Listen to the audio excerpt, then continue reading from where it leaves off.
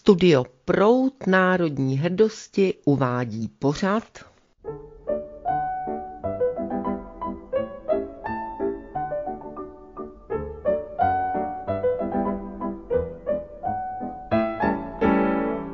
Co Čech, to muzikant.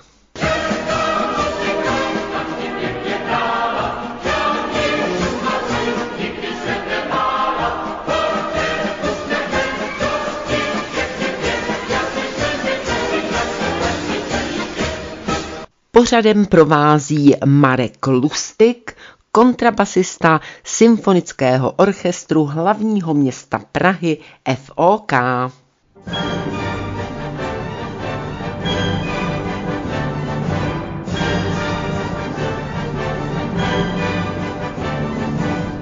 Krásný den, vážení a milí přátelé, vítejte u dalšího dílu našich společných pořadů s panem Markem Lustigem. No a když zmíním toto jméno, tak hned všichni víte, o jaké pořady jde.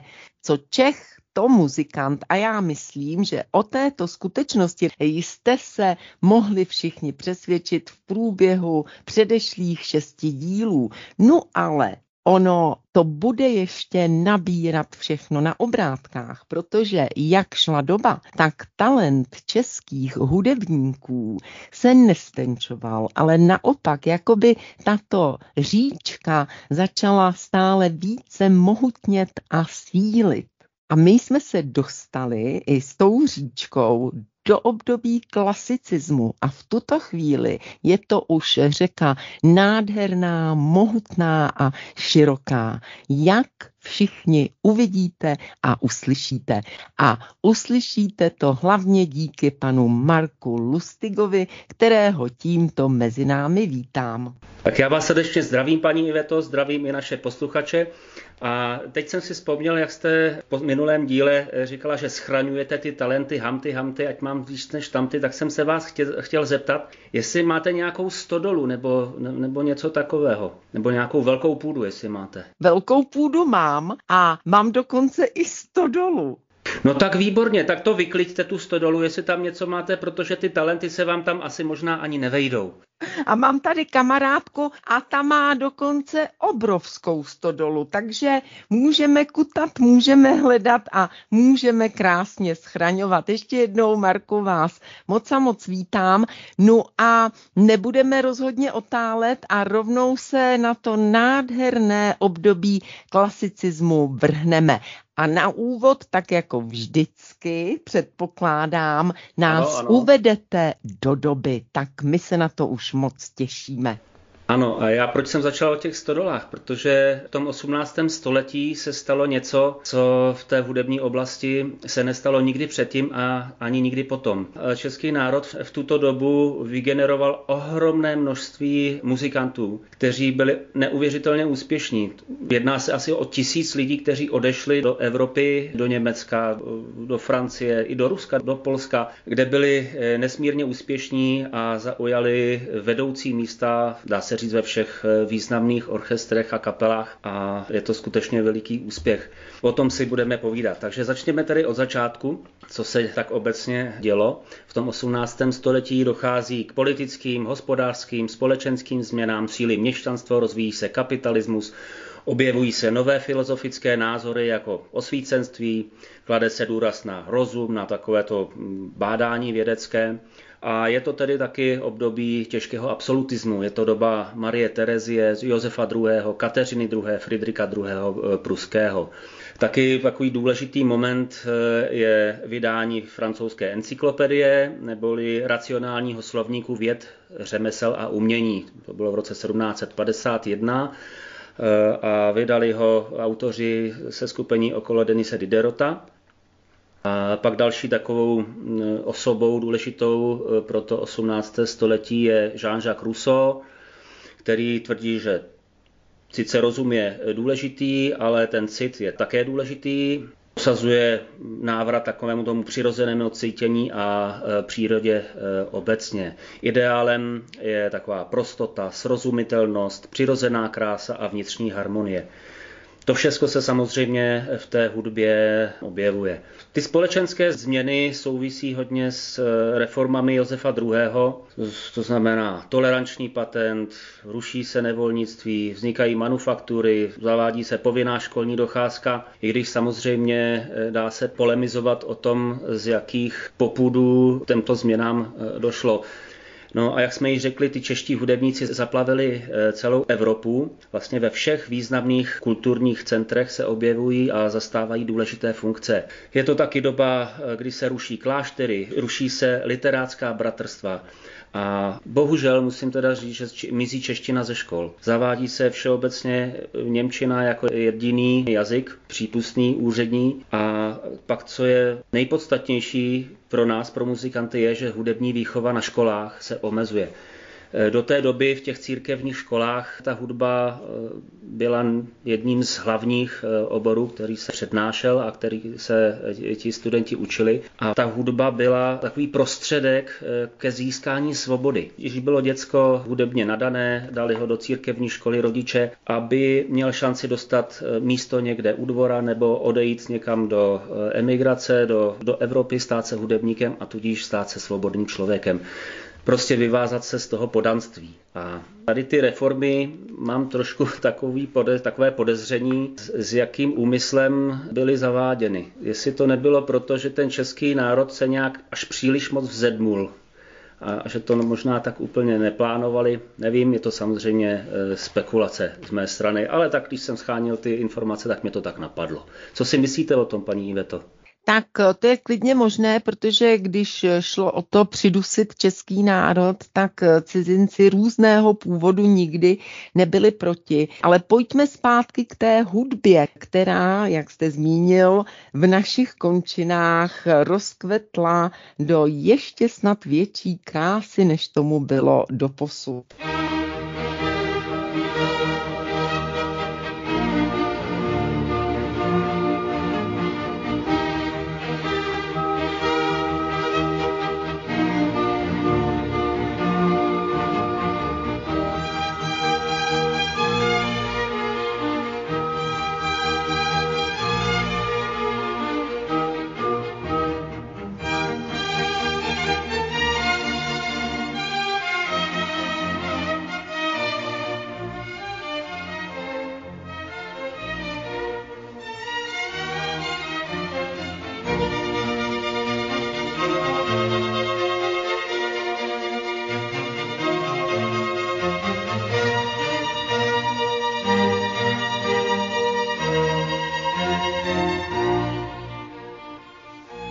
Proč se to tak dělo? Bylo to hlavně kvůli tomu klášternímu vzdělání, musím říct. Nicméně, v klasicismus se ten hudební život trošku mění. Do té doby to byla hlavně církevní záležitost, protože ta církev to byla taková jistota, že tam se nic vlastně neměnilo. Když ten muzikant získal místo regenschoryho, tak měl zajištěné živobytí, skládal chrámovou hudbu, celý ten provoz kolem toho chrámu byl docela významnou součástí společenského života. Tak jak vypadal ten hudební život? Je pro ně typické takové zesvětštění, právě ústup od té duchovní hudby. Nebo vlastně nemůžu říct, že to je ústup od duchovní hudby. Ta žije vlastně i dál, ale rozvíjí se velmi výrazně ta světská hudba. Šlechta velmi ráda pořádala slavnosti ve volné přírodě a hudba na těchto slavnostech byla důležitý prvek. Rozvíjí se operní divadla. Zakládají se koncertní síně, zakládají se první veřejné koncertní spolky a vlastně ten skladatel už není tak závislý na té církvi nebo na tom šlechtici, může tvořit z vlastního popudu a potřeby. Potom výkonný hudebník v této době už dostává za svůj výkon zaplaceno a vytváří se tím systém takového veřejného hudebního života, který je financován tady nejen z veřejných zdrojů, ale i ze soukromých, samozřejmě šlechta, a zasahuje do toho i měšťanstvo. Můžeme si to doložit na založení Pražské akademie členů operních divadel, která vznikla v roce 1750 a akademie cestujících virtuózů. Hudba přestává mít služebnickou funkci a stává se takovou, můžeme říct, nezávislejší.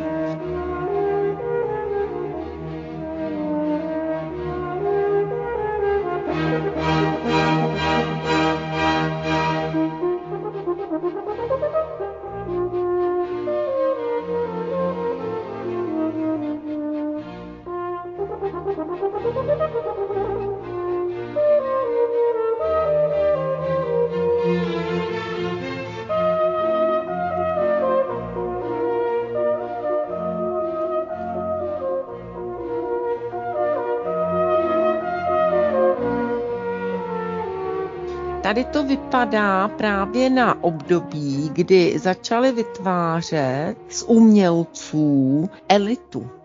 Protože vždycky do té doby, přesně jak jste o tom teď hovořil, tak umělci, ať to byli hudebníci, ať to byli herci, ať to byli malíři, tak žili na okraji společnosti ve velké chudobě a ta společnost je vlastně jakoby vydržovala jenom proto, že jí působily nějaké potěšení.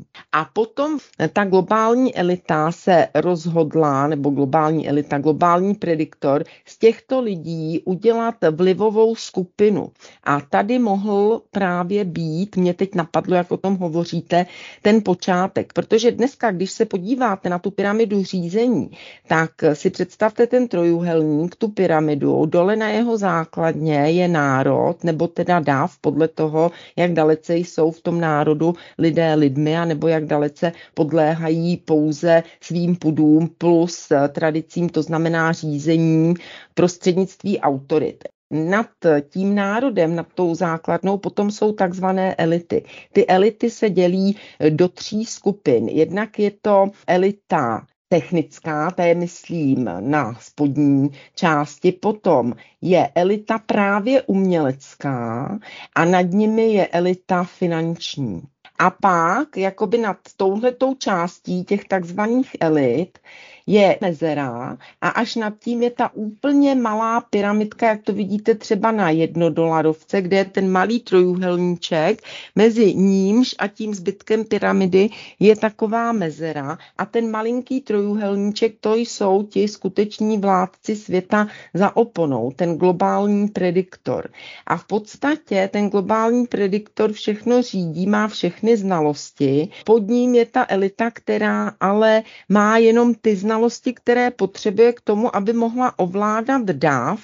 No a pod tou elitou, jak jsem říkala, ty 3 stupně, vědecko-technická, umělecká, finanční, tak tam je potom ten národ nebo dáv. Čili tady to období, o kterém hovoříte, kdy umělci se stávali více nezávislými a začali být schopni se sami uživit nějakým způsobem, tak zřejmě zapadá do toho období, kdy se tato umělecká elita začala vytvářet. Protože když se na to podíváte, tak kdo dnes ovládá do značné míry mínění lidí?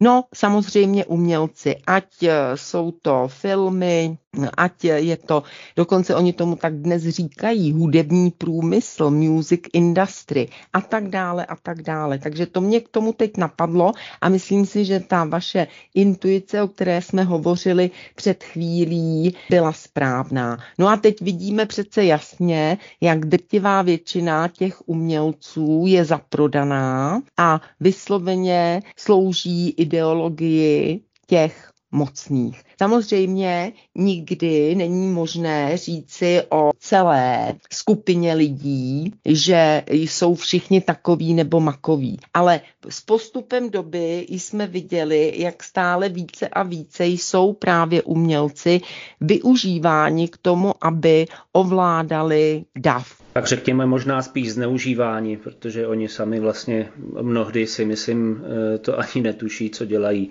V dnešní době už je tam veliký otazník, zda tuší nebo netuší. Ale vezměme si třeba Mozarta, který vysloveně, nebo alespoň tedy tak se to dneska učíme, pohrdal těmi mecenáši.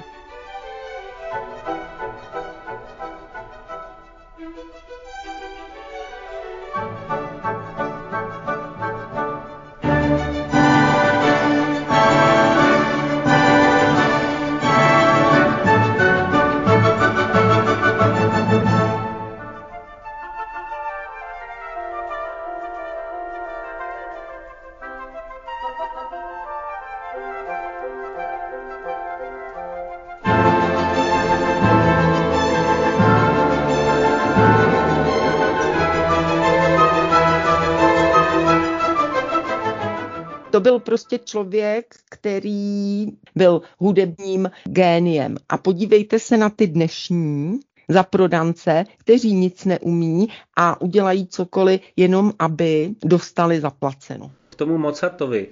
Já úplně bych asi nesouhlasil s tím, že by pohrdal těmi mecenáši. On tady je dost zavádějící.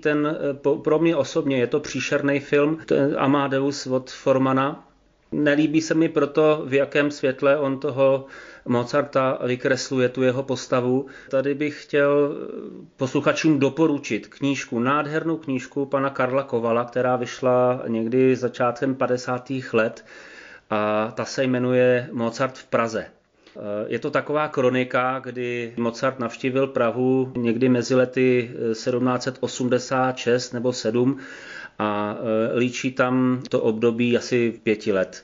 Velice doporučuji přečíst si tuto knížku od pana Karla Kovala. On na ní pracoval 25 let, tuším, prakticky celý svůj tvůrčí život a asi pár měsíců po vydání té knížky zemřel. Napsal asi svoje životní dílo a ta knížka je nesmírně krásná, potěší, na duši pohladí a z té knížky ten obraz toho Mozarta vystává zcela jiný. Takže... Ano, já jsem neměla na mysli Amadea, ale já jsem také kdysi četla nějakou knížku od českého autora o Mozartovi a to se celkem tradovalo, že se díval tak trochu z patra na tu vrchnost. To asi z pozice toho umělce, jak on viděl, že ty lidi tomu nerozumějí a...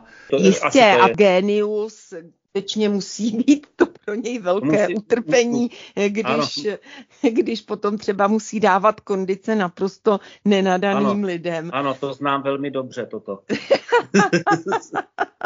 Takže ano, rozhodně moc děkujeme za tento tip a jenom říkám, takto jsem to vysloveně nemyslela, ale domnívám se, že přesně teď, jak jste hovořil o tom období toho určitého osamostatňování se těch umělců, takže to mohla být ta doba, která potom vedla k tomu, aby ti umělci, pokud možno všichni, sloužili té vrchnosti. Ale jak říkám, to se rozhodně nedá říct o všech a už vůbec ne o té klasické hudbě, to je totiž jiná kategorie. A je jasné, že má léčivý účinek na duši, měla vždycky, má i v dnešní době. Proto také se potom začaly vyvíjet jiné formy hudební, jako třeba dnes se říká o rock'n'rollu, že to byl jeden z těch základních spouštěčů degenerace lidí směrem k soustředění se zejména na pudové cítění a podléhání potom v první řadě pudům. No.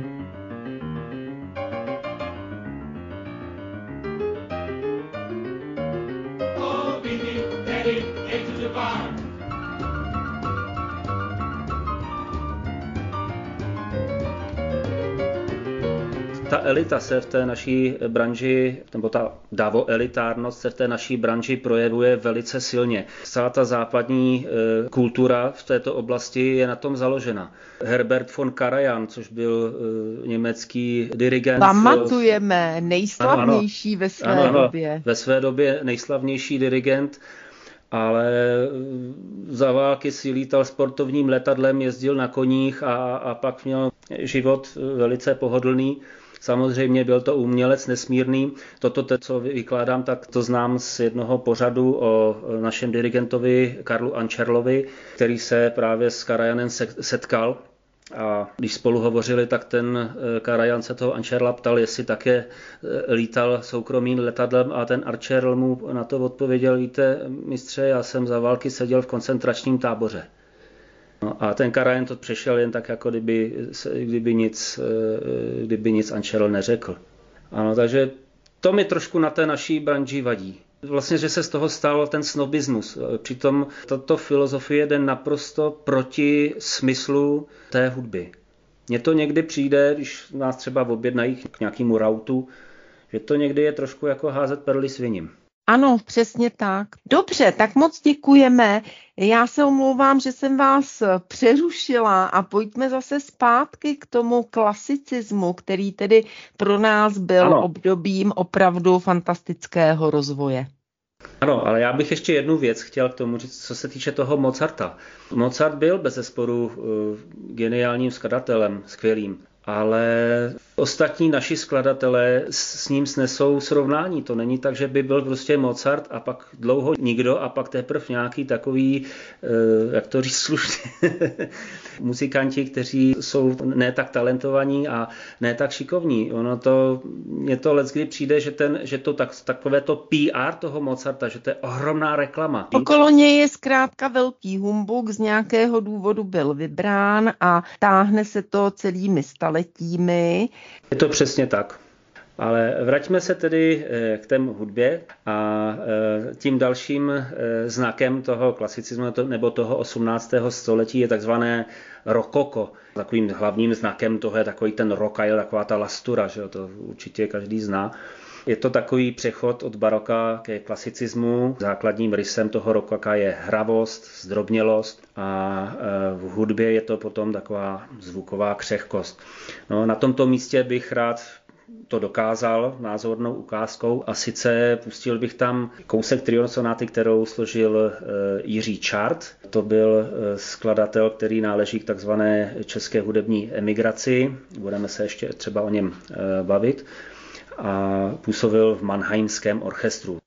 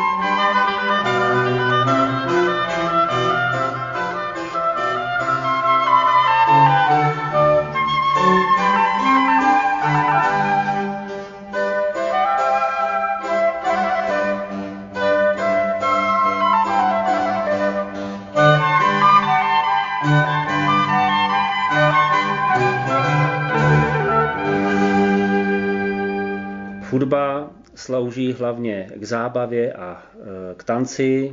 Je to záležitost takové té dvorní společnosti.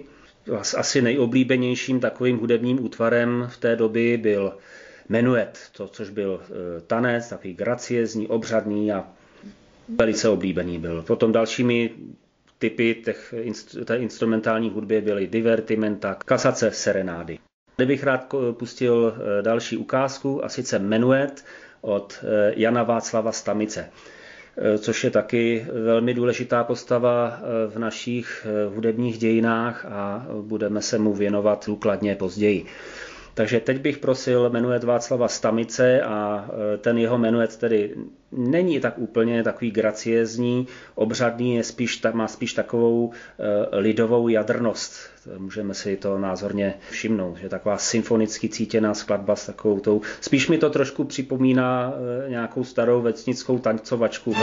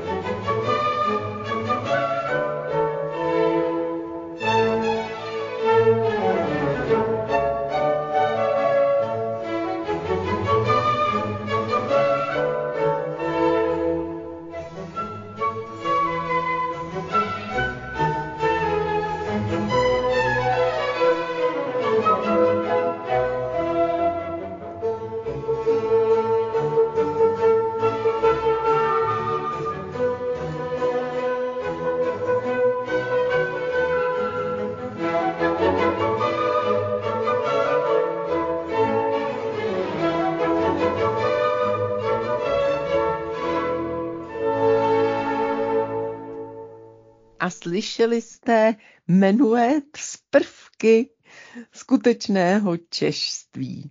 To je moc hezké.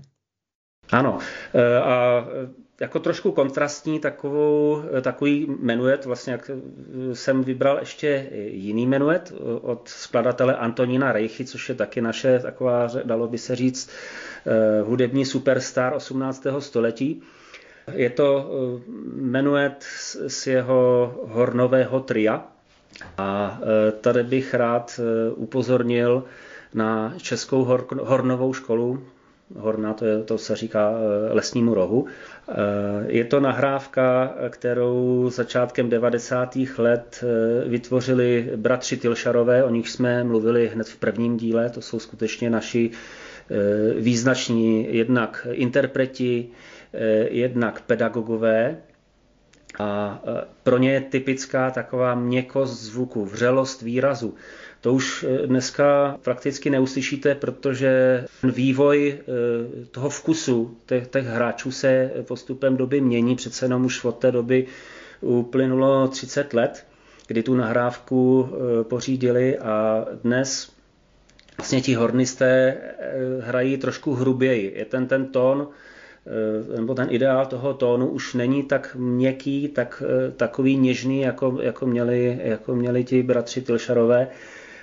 Naopak prostě přitvrzuje se, a kdo chce, nebo když některý horník chce získat práci, někde chce získat místo, musí se podřídit bohužel tomu vkusu, který převládá.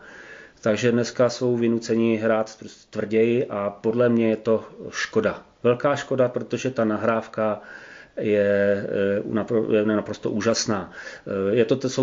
Je to hornové trio, takže nejsou tam dva ty bratři Tylšarové, to byl Zdeněk a Bedřich, ale ještě tam k ním přistoupil pan Zdeněk Divoký, což je stejný případ. Vynikající hornista, všichni byli dlouholetí členové České filharmonie, učili na konzervatoři, na Akademii muzických umění, takže skutečně jako umělci to byli fantastičtí a mají velký podíl na výchově dalších hráčů na lesní roh.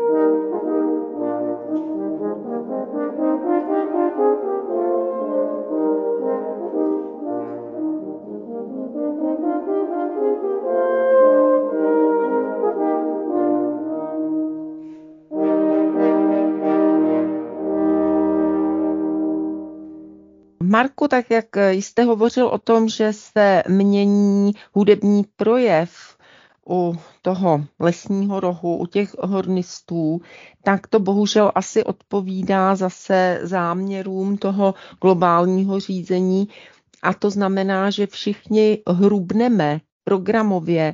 Vše vlastně v té společnosti, v tom umění je směřováno směrem k té hrubosti. Samozřejmě pokud se týká klasické hudby, tak mají daleko menší pole působnosti než všude jinde, ale když se podíváme na filmovou tvorbu třeba, tak to je samé násilí až na hranici často už únosnosti a tak dále. Takže já se domnívám, že to, o čem jste hovořil, je zase součást celkového plánu.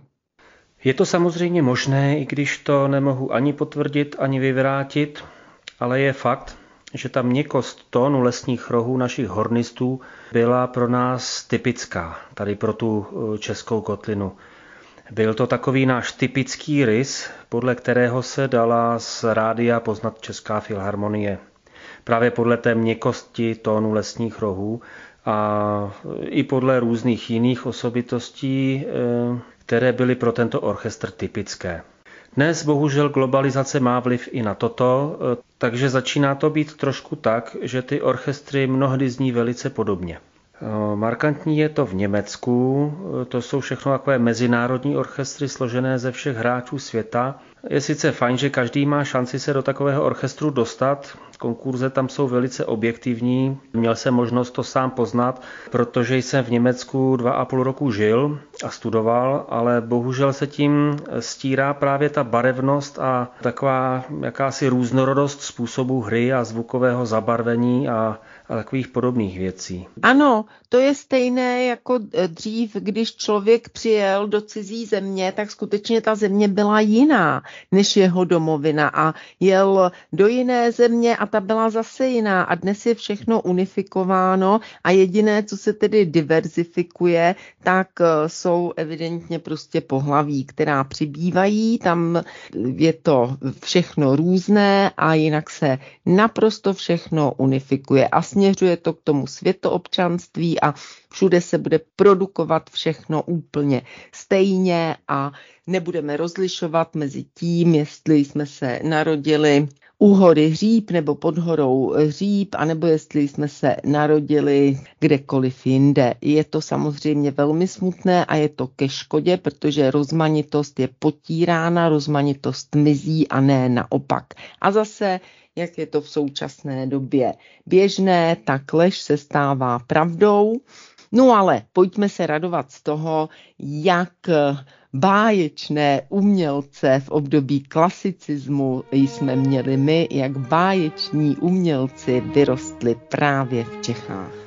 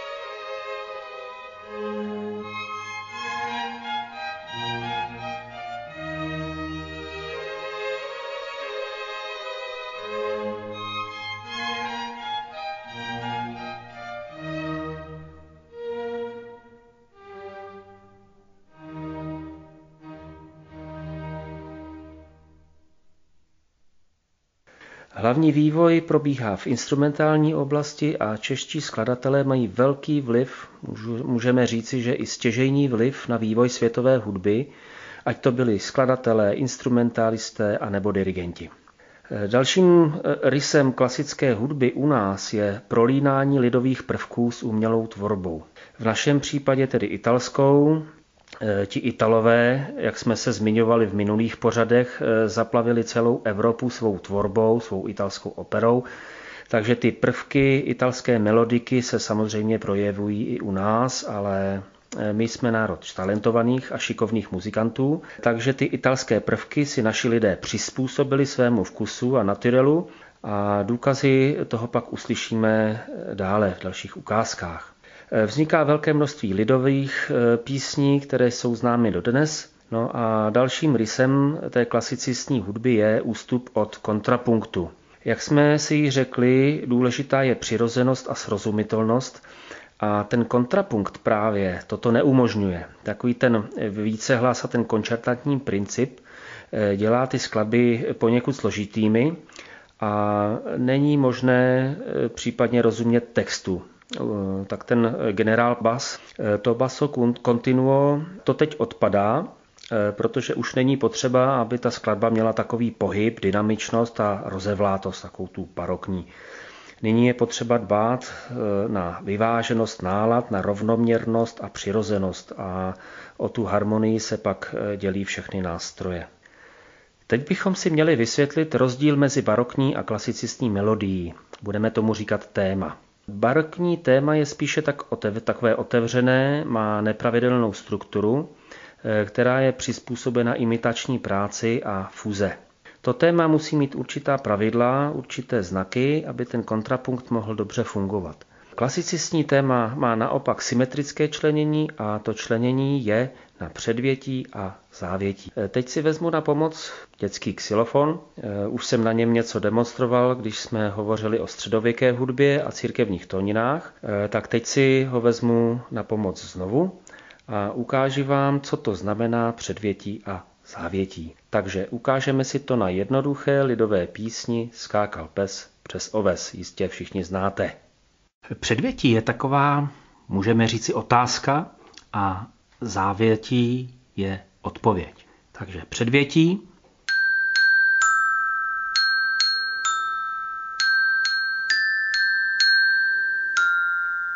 Otázka a závětí.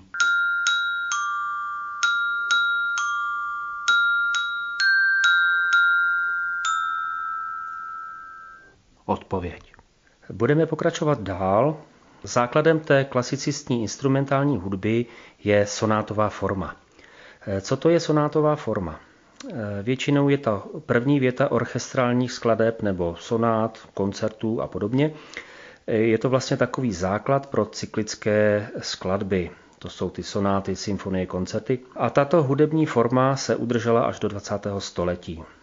Takovými hlavními představiteli, kteří přispěli k rozvoji sonátové formy, byli především, a to podtrhuji, Jan Václav Stamic, potom syn Johanna Sebastiana Bacha, Karl Philipp Emanuel Bach, to prosím je jeden člověk, Karl Philipp Emanuel, a samozřejmě Haydn, Mozart i Beethoven.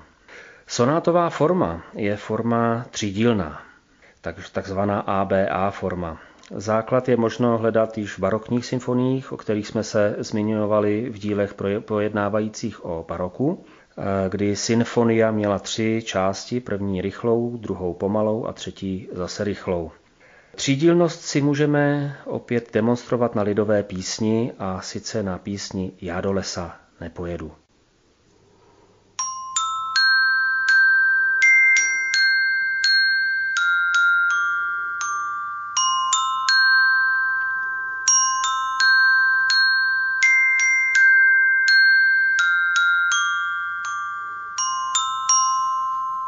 Tak to byl díl A rozdělený na předvětí a závětí a následuje díl B.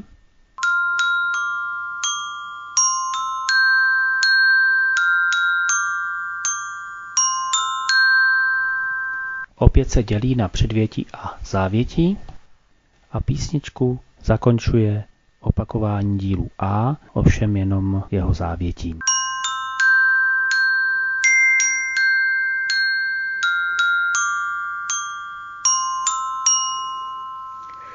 Tak to byla třídílná forma v té nejprimitivnější podobě. Samozřejmě v těch skladbách je to použito poněkud jiným způsobem, mnohem nápaditějším. Toto je vlastně jenom takový princip, taková ukázka toho principu, jakým způsobem se to dělalo. Takže díl A se nazývá v sonátové formě expozice a je to takové uvedení tematického materiálu. Takové představení těch ingrediencí, když bychom si třeba připomněli nějakého pekaře nebo někoho takového, tak to může být mouka, droždí nebo kvásek, sůl, voda, nebo stavebník, to má písek, vápno, vodu taktéž. No a základem té expozice jsou v hudební oblasti dvě témata. Hlavní téma je vždy v základní tónině, která je označena i v názvu skladby, to znamená třeba symfonie C-dur, tak v této tónině je to hlavní téma. Kdo hrajete na kytaru, tak jistě C známe všichni. Další téma, takzvané vedlejší téma, bývá zpravidla v dominantní tónině. Pokud je to symfonie v té C-dur, jak jsme si řekli, tak dominantní tónina je tónina G-dur. Takže kytaristé chápou, znají C, G. Tak to jsou takové ty základní rysy té expozice. Potom následuje díl B, takzvané provedení, což znamená, že se tam ty ingredience míchají a hnětou, nebo v případě stavební firmy, tak se tam míchá ta malta. To je taková míchačka na beton. Prostě se tam s těmi tématy určitým způsobem pracuje. A postupem doby to provedení, ten díl B, nabývá na významu a časem se z toho stává těžiště celé té sonátové formy. Na tom provedení skladatel ukazuje své tvůrčí schopnosti, jakou má fantazii, jak umí s těmi tématy pracovat. A teď si ukážeme nějaké způsoby motivické nebo tematické práce. Jistě všichni známe písničku Ovčáci čtveráci. A zahrajeme si nejprve ty ovčáky v původní podobě tak, jak ji známe.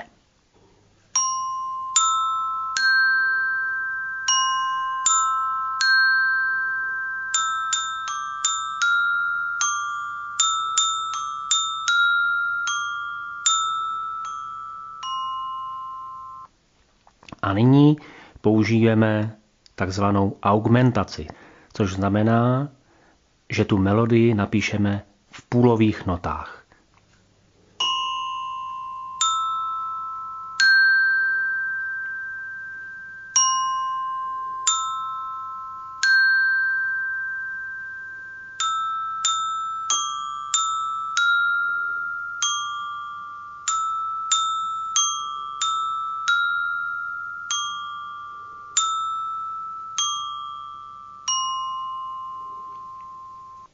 A teď tu samou melodii zahrajeme v osminových notách.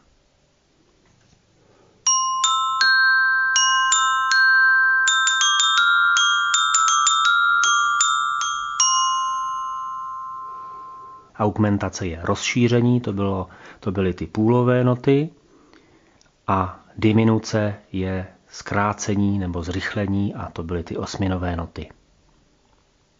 Pak máme další možnost, a sice tu melodii převrátit. A pak ty ovčáci budou znít takto.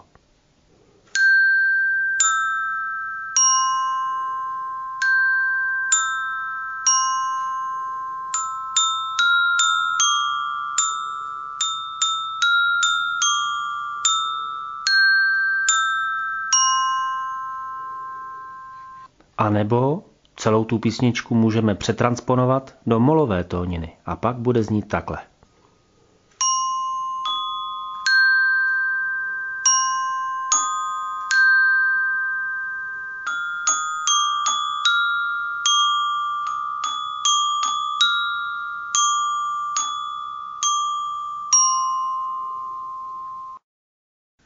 Tak to byla ukázka motivické práce. Samozřejmě skladatelé s tím pracovali mnohem umělečtěji, mnohem nápaditěji. Toto byla jen taková ukázka. Po provedení přichází třetí díl, takzvaná repríza. Je to vlastně díl A, který je vždy nepatrně pozměněn a obě témata znějí ve stejné tónině. To je základní. Ukazovali jsme si to na té písničce Já do lesa nepojedu. Toto je vlastně ten díl závěrečný, ta repríza, je to takový závěr celé věty. Na konci ještě může být takzvaná kóda, takové rychlé, brilantní zakončení. Takže teď máme sonátovou formu a musíme říct, že to je jedna z nejdůležitějších hudebních forem až do dnešních dnů. Jak jsme již řekli, velmi důležitou osobou pro vývoj sonátové formy je náš skladatel Jan Václav Stamic, který se narodil roku 1717 a zemřel roku 1757. Byl to kapelník Mannheimského orchestru, což byl v té době takový nejvýznačnější orchestr, nebo jeden z nejvýznačnějších orchestrů v Evropě, protože Mannheim bylo důležité kulturní centrum. Byl tam kurfiřtský dvůr a tím pádem ta kapela měla ohromný význam. Co o něm říct? Doktor Mirko Očatík o něm, co si napsal ve své knize Svět orchestru, která vyšla tuším v roce 1952 nebo někdy okolo roku 1952. Poslechněme si, co o něm napsal. Paní Iveto, byla byste tak hodná a přečetla to? Samozřejmě, s radostí. Jeho dílo vzbudilo světovou pozornost. Dlouho po smrti je pokládán za jednoho z nejvýznamnějších skladatelů klasického hudebního stylu. Na jeho novotu formální, cyklickou a reprodukční praxi navázali všichni pozdější velcí skladatelé, jako například Haydn a nebo Mozart. Přesně tak to je a myslím, že lépe by se to ani říci nedalo. Musíme si uvědomit, že v té době vrcholí barokní styl. Zelenka zemřel roku 1745 a to se přesně kryje právě s dílem Jana Václava Stamice. Stamic ve své tvorbě stmeluje evropské hudební prvky, potom zavádí do provozování hudby nové prvky, jako bylo crescendo, decrescendo, to znamená postupné zesilování a postupné zeslabování, takové průběžné. To byla novota. Do té doby se používala dynamika stupňovitá. Nějaká pasáž byla potichu, pak druhá zase nahlas a to byly ty kontrasty, to byla ta barokní rozpolcenost. Ale nové myšlenky osvícenství již tuto rozpolcenost nepotřebují a tak právě Stamic používá postupnou dynamiku, postupné zesilování a zeslabování. Můžeme tam slyšet i takové náhlé kontrasty nebo takové náhlé akcenty, důrazy, což do té doby se také nepoužívalo. Toto bylo novátorství v té době. Jan Václav Stamic je jedním z prvních představitelů takzvané české hudební emigrace. To je takový terminus technicus, který se mezi muzikology objevuje. Říká se tomu emigrace, protože v této době, jak jsme si ji řekli, spousta muzikantů odcházela z českých zemí. Díky tomu školnímu systému klášternímu vyrůstá mnoho skvělých muzikantů a to už jsme si taky řekli, že hudba je šance zbavit se podanství, roboty a stát se svobodným člověkem. To, že rodiče dávali hudebně nadané děti studovat, to jsme si taky říkali a čeští muzikanti se pak rozprchli a hudbou dobili svět. V podstatě ten náš slogan, co Čech to muzikant, patří právě do této doby. Těch muzikantů totiž bylo tolik, že by se to opravdu tak mohlo zdát, že skutečně co Čech to muzikant. Pak další takové rčení, které se používá, je, že Čechy jsou konzervatoří Evropy. Tak to opět platí o této době, o 18. století, lépe řečeno o druhé polovině 18. století. Odcházeli nejenom hudebníci, ale i rolníci, řemeslníci a toto je právě případ jednoho hornisty, který se jmenoval Jan Václav Stich, který v zahraničí vystupoval pod pseudonymem Giovanni Punto, poněvadž se neptal svého pána, své vrchnosti a utekl do Německa tajně a tam se stal významným hornistou a skladatelem. V té době přibližně 1000 českých hudebníků směřuje do Německa, Francie, Itálie, Polska, Ruska. Když si spočítáme, kolik hráčů čítá velký symfonický orchestr romantického období, což je asi 80 členů, tak je to více než 10 velkých symfonických orchestrů, což je neuvěřitelné číslo. Tak Marku, mnohokrát děkujeme. To je velký rezervoár informací, které do této chvíle nám byly skryty. Tak za ně velice děkujeme. No a poprosíme vás, abyste na závěr vybral nějakou skladbu, patrně tedy od Jana Václava Stamice. Ještě jednou vám děkujeme a já se zároveň loučím nejen s vámi, ale i s našimi kamarády, přáteli a posluchači. No a těším se všemi brzy opět naslyšenou u pořadu Co Čech, to muzikant. Tak já se taky rozloučím. Děkuji moc, paní Iveto, za pozvánku do vašeho pořadu a posluchačům děkuji za pozornost a na závěr bych pustil symfonii D-dur pastorální od Jana Václava Stamice.